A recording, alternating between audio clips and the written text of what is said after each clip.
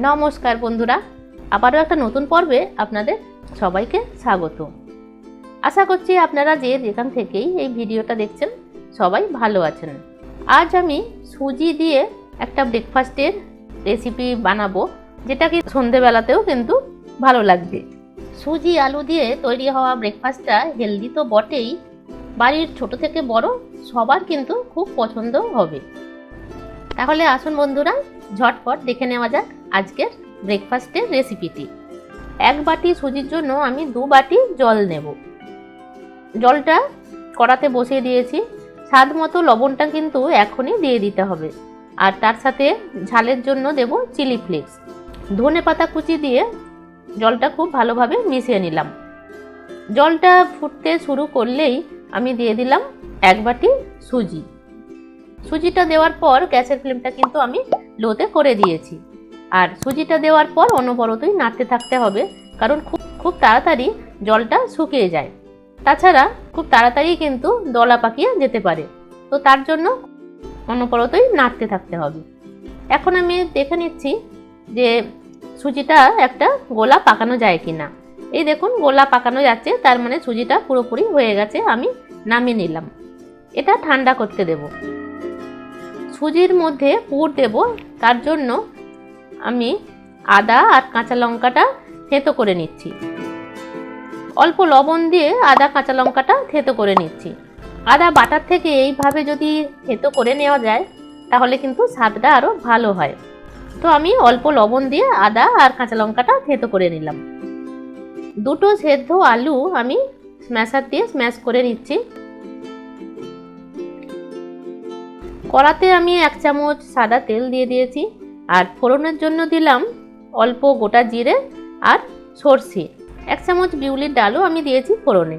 কয়েক টুকরো কারি পাতাটা আমি এইভাবে একটু ছিঁড়ে ছিঁড়ে নিচ্ছি, যাতে ফ্লেভারটা আরও ভালোভাবে এসে যায়। তো এই ফোড়নটা একটু নাড়াচাড়া করে নিচ্ছি। এখন কারি পাতাটা বেশ ভাজা ভাজা হয়ে গেছে। দিয়ে দিলাম আদা কাঁচা লঙ্কা থেঁতো, তার সাথে খুব সামান্য আমি হলুদও দিয়েছি।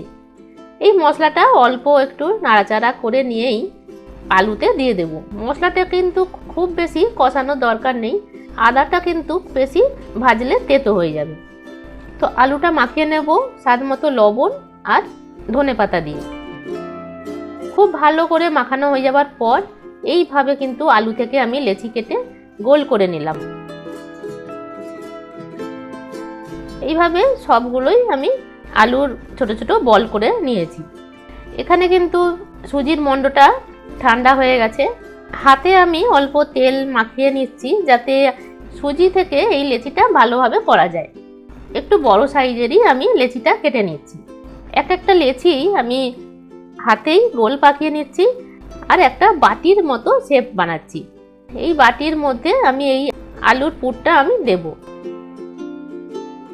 যেমন কচুরির পুর ভরা হয় আর কি, সেইভাবেই আমি আলুর পুরটাও এর মধ্যে দিয়ে দিলাম। আর মুখটা ভালোভাবে বন্ধ করে দিতে হবে, তা না হলে কিন্তু খুলে যাবে। তার জন্য খুব ভালো করে মুখটা কিন্তু বন্ধ করে দিতে হবে। সবগুলো হয়ে গেছে। এই রকম আমি একটা ছিদ্রওয়ালা জাল বা পাত্র নিয়েছি স্টিলের, তাতে আমি অল্প অয়েল ব্রাশ করে দিলাম।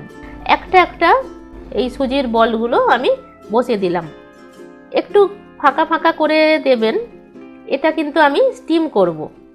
আর স্টিম হয়ে গেলে কিন্তু এটা আরও একটু ফুলে যাবে, তার জন্য কিন্তু একটু ফাঁকা ফাঁকা করে বসাতে হবে। জলটা আমি আগেই বসিয়ে দিয়েছিলাম গ্যাসে, আর জলটা এখন খুব ভালো করে ফুটে গেছে। এইগুলো আমি স্টিম করে নেব। প্রায় 12 থেকে 15 মিনিট স্টিম করে নিতে হবে। 15 মিনিট হয়ে গেছে, আমি চাপাটা খুলে নিয়েছি। এইভাবে সেদ্ধ যে হয়ে গেছে, এইভাবেও কিন্তু খাওয়া যেতে পারে। তবে আমি একে আরও একটু চটপটা বানাবার জন্য কড়াতে আমি 1 চামচ তেল দিয়েছি, আর ফোড়নের জন্য দিয়ে দিয়েছি আবারও জিরে আর সরষে। তার সাথে দিয়ে দিলাম কাশ্মীরি লঙ্কা গুঁড়ো। খুব ভালোভাবে মিশিয়ে নেওয়ার পর এই একটা সুজির বলগুলো আমি এই তেলের মধ্যে দিয়ে দেব। তেলের মধ্যেই উল্টে পাল্টে একটু ভেজে নেব। এইভাবে করলে কিন্তু দেখতেও সুন্দর হবে আর খেতেও ভালো লাগবে। দারুণ স্বাদের এই ব্রেকফাস্টটা আপনারা অবশ্যই একবার হলেও বাড়িতে বানাবেন, আর কেমন হয়েছে সেটা আমাকে কমেন্ট করে জানাবেন। কিন্তু সব শেষে নামাবার আগে ধনেপাতা কুচি ছড়িয়ে আমি নামিয়ে নিলাম। আশা করছি রেসিপিটা ভালো লেগেছে। ভালো লাগলে অবশ্যই একটা লাইক শেয়ার করে দেবেন, আর এখনও যদি সাবস্ক্রাইব না করে থাকেন তাহলে এখনই তা করে দিন।